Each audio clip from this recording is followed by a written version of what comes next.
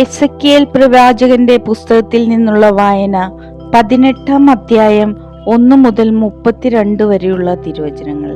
വ്യക്തിപരമായ ഉത്തരവാദിത്തം. കർത്താവ് എന്നോട് അരുളി ചെയ്തു, പിതാക്കന്മാർ പുളിക്കുന്ന മുന്തിരിങ്ങയിൽ നിന്ന് തിന്ന് മക്കളുടെ പല്ല് പുളിച്ചു. എന്നാൽ ഇസ്രായേൽ ദേശത്തെക്കുറിച്ച് ഈ പഴമൊഴി നിങ്ങൾ എപ്പോൾ ആവർത്തിക്കുന്നതെന്തിന്? ദൈവമായ കർത്താവ് അരുളി ചെയ്യുന്നു, ഞാനാണേ, ഈ പഴമൊഴി ഇനി ഒരിക്കലും ഇസ്രായേലിൽ നിങ്ങൾ ആവർത്തിക്കുകയില്ല. എല്ലാവരുടെയും ജീവൻ എന്റേതാണ്. പിതാവിന്റെ ജീവൻ എന്ന പോലെ പുത്രന്റെ ജീവനും എനിക്കുള്ളതാണ്. പാപം ചെയ്യുന്നവന്റെ ജീവൻ നശിക്കും.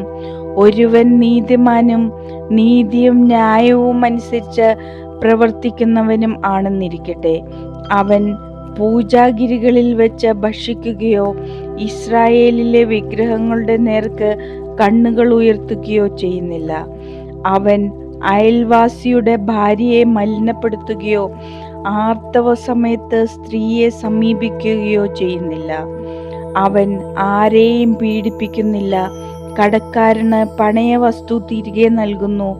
കൊള്ളയടിക്കുന്നില്ല. അവൻ വിശക്കുന്നവന് ആഹാരം നൽകുകയും നഗ്നനെ വസ്ത്രം ധരിപ്പിക്കുകയും ചെയ്യുന്നു.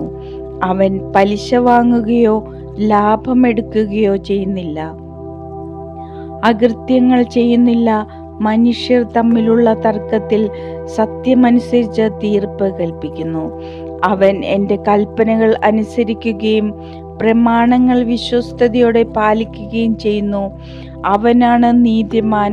അവൻ തീർച്ചയായും ജീവിക്കും. ദൈവമായ കർത്താവ് അരുളി ചെയ്യുന്നു. എന്നാൽ അവന് കൊള്ളക്കാരനും കൊലപാതകയുമായ ഒരു പുത്രനുണ്ടായെന്നിരിക്കട്ടെ.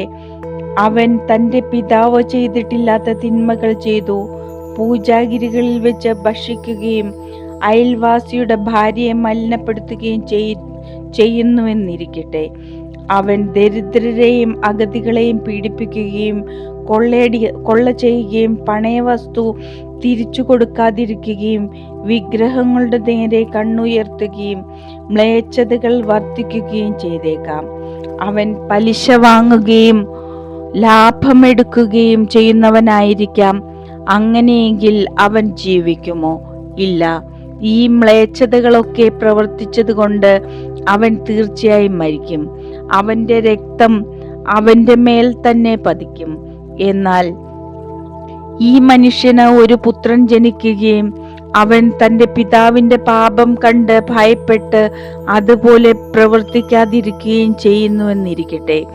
അവൻ പൂജാഗിരികളിൽ വെച്ച് ഭക്ഷിക്കാതിരിക്കുകയും ഇസ്രായേലിലെ വിഗ്രഹങ്ങളുടെ നേർക്ക് കണ്ണുകൾ ഉയർത്താതിരിക്കുകയും അയൽവാസിയായ ഭാര്യയെ മലിനപ്പെടുത്താതിരിക്കുകയും ചെയ്യുന്നു.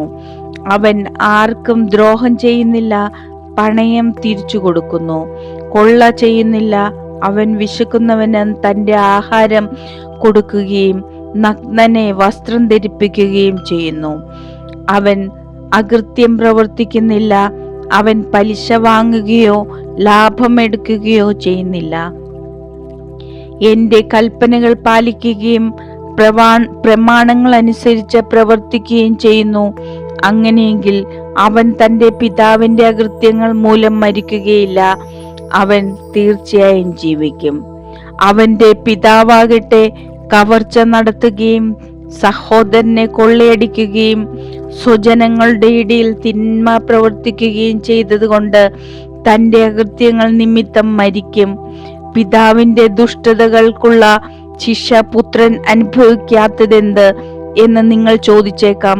പുത്രൻ നിയമാനുസൃതവും ന്യായപ്രകാരവും വർത്തിക്കുകയും എൻ്റെ കൽപ്പനകൾ അനുസരിക്കുന്നതിൽ ശ്രദ്ധ വയ്ക്കുകയും ചെയ്താൽ അവൻ തീർച്ചയായും ജീവിക്കും.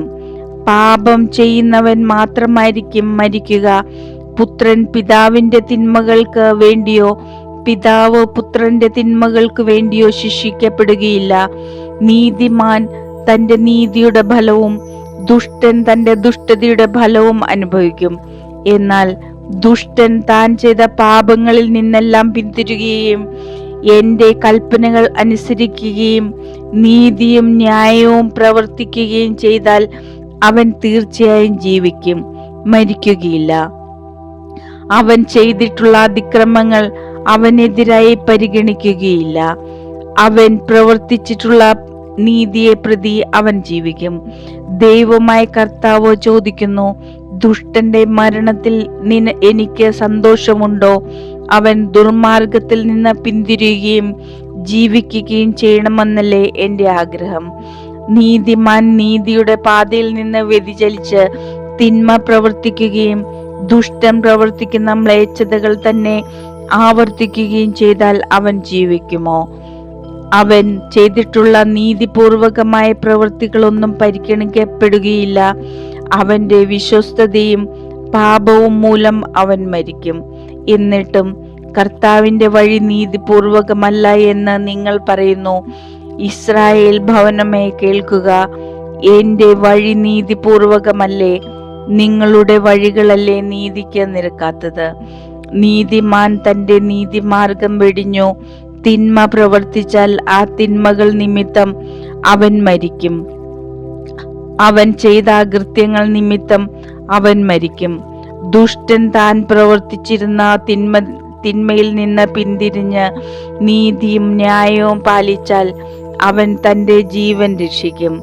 താൻ പ്രവർത്തിച്ചിരുന്ന തിന്മകൾ മനസ്സിലാക്കി അവയിൽ നിന്ന് പിന്മാറിയതിനാൽ അവൻ തീർച്ചയായും ജീവിക്കും. അവൻ മരിക്കുകയില്ല.